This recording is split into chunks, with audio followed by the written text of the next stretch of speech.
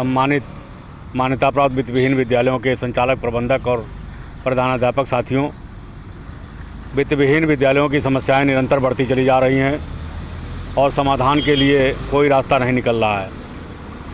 अभी मथुरा जनपद से खबर मिली है कि वहाँ 400 स्कूलों को यूडाइस आज तक नहीं दिया गया।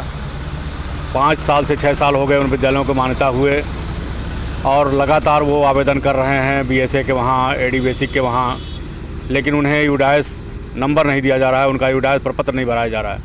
इसी तरह से मुझे लगता है कि प्रदेश के 75 जनपद में ऐसी समस्याएं होंगी।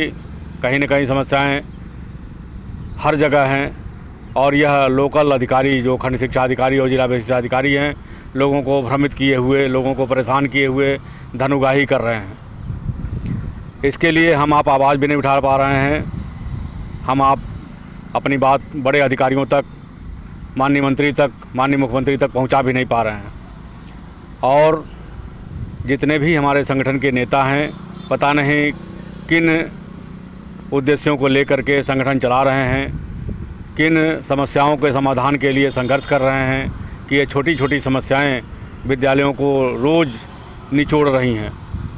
रोज़ उनसे धन उगाही की जाती है, रोज़ उनको परेशान किया जाता है, रोज़ उनके सामने इन समस्याओं का अंबार खड़ा किया जाता है और यह अधिकारी उन्हें प्रताड़ित कर, उन्हें पीड़ित कर केवल धन उगाही कर रहे हैं। चारों तरफ केवल धन उगाही। अग्निशमन कोड के फर्जी प्रमाण पत्र जारी करने के नाम पर, नेशनल बिल्डिंग कोड के फर्जी प्रमाण पत्र जारी करने के नाम पर, नवीनीकरण और अस्थायीकरण के फर्जी प्रमाण पत्र जारी करने के नाम पर, मान्यता के शासनादेश में कहीं भी इस तरह का कोई हमारे हिसाब से ऐसा आदेश नहीं है कि मान्यताओं का नवीनीकरण किया जाए या अस्थायीकरण किया जाए। एक बार जो मान्यता हो गई, 1 साल के लिए हुई, 3 साल के लिए हुई या 5 साल के लिए हुई, यह शब्द तो जिला विशिष्ट अधिकारियों द्वारा लिखा गया है। वह मान्यता अनवरत जारी रहेगी। केवल विद्यालय में कोई विवाद ना हो, कोई आपराधिक घटना ना हो, विद्यालय जर्जर ना हो, भवन जर्जर ना हो, का सुरक्षित ना हो, तो विद्यालय को निरंतर चलते रहना है। उसे यूडाइस पोर्टल पर अपना सारा विवरण देना है और RTE पोर्टल पर अपने विद्यालय को अंकित करा करके बच्चों को RTE की सुविधाएं देनी है, बच्चों को सुरक्षित पढ़ाना है। कौन ऐसा विद्यालय वाला होगा जो अपने बच्चों की सुरक्षा की व्यवस्था नहीं करेगा? इन अग्निशमन विभाग वालों या नेशनल बिल्डिंग कोड के इंजीनियरों के फर्जी प्रमाण पत्र जारी करने से विद्यालय अगर सुरक्षित हो जाता तो फिर कहीं कोई दुर्घटना घटती ही नहीं। ऐसे विभिन्न समस्याओं को लेकर के हम आप लोगों से कहना चाहेंगे कि प्रदेश में 822 ब्लॉक और 2000 नगर पंचायतें हैं। प्रत्येक ब्लॉक और प्रत्येक नगर पंचायत में बैठक आयोजित करिए।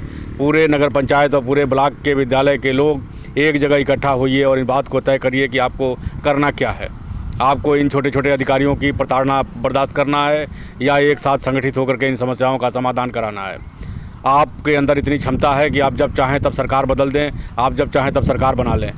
आपके प्रबंधक, प्रधानाध्यापक, अध्यापक, कर्मचारी और अपने अभिभावकों के साथ अगर आप एक बूथ पे या समर्पित हो जाते हैं कि हमें इस सरकार को हटा देना है या उस सरकार को बना लेना है या नई सरकार बना देनी है या अपनी सरकार बना लेनी है, तो आप इसके लिए सक्षम हैं।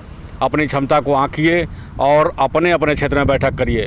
लखनऊ में धरना प्रदर्शन करने, लाठी खाने या पानी के बौछार पाने से कोई लाभ नहीं होना है। किसी के पीछे पीछे चल करके आपको अपना समय ख़राब करने से कोई लाभ नहीं होना है। आप अपने अपने क्षेत्र में, अपने अपने ब्लॉक में, ब्लॉक स्तर में बैठक करिए। मैं आपका सहयोग करने के लिए तैयार हूँ। मैं आपके संघर्ष को आगे ले जाने के लिए तैयार हूँ। मैं वरिष्ठ अधिकारियों से वार्ता करने, मुख्यमंत्री और शिक्षा मंत्री से वार्ता करके आपकी समस्याओं का समाधान करने के लिए तैयार हूँ। लेकिन आप अपने क्षेत्र में बैठक करिए, अपने क्षेत्र में अपनी आवाज़ उठाइए, अपने क्षेत्र के क्षेत्रीय समाचार पत्रों में, क्षेत्रीय न्यूज़ में, क्षेत्रीय इलेक्ट्रॉनिक मीडिया को अपनी समस्याओं से अवगत कराइए। जनता तक अपनी बात को ले जाइए। जनता आपके साथ है। 70% जनता को आप पढ़ाते हैं, फिर भी पता नहीं क्यों आप पीड़ित हैं। आपको यूडाइस नहीं मिल पा रहा है, आपको RTE पोर्टल पर आपके विद्यालय का नाम नहीं चढ़ पा रहा है, RTE का भुगतान नहीं हो पा रहा है और निरंतर नेशनल बिल्डिंग कोड, अग्निशमन कोड, मान्यता के नवीनीकरण और अस्थायीकरण के नाम पर आपसे लूट खसोट हो रहा है। यह सब निंदनीय है, इसका विरोध होना चाहिए।